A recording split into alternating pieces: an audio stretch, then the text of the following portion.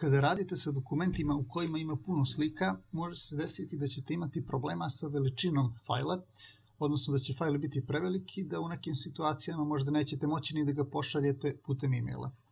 Ovaj fajl ovdje zauzima 784 KB, u njemu ima nekoliko slika i sad ćemo da vidimo kako možemo da smanjimo taj fajl.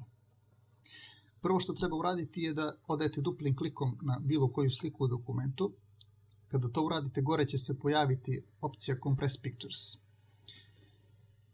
Ta opcija pokreće novi prozor i u većini slučajeva bi trebalo maći ovaj prvi štrik, jer ako on ostane štrikiran, onda ćemo kompresovati, odnosno smanjiti samo sliku koja je izabrana, a ne sve slike u dokumentu.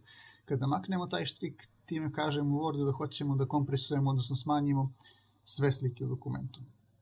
Posle toga treba izabrati jačinu kompresije.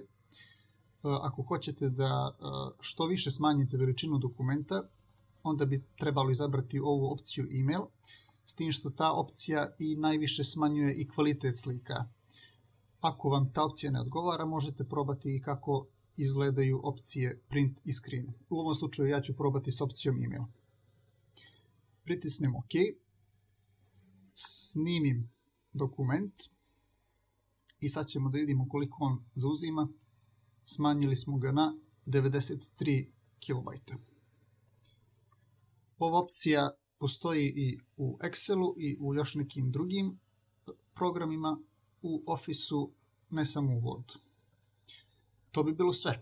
Vidimo se u sljedećem videu.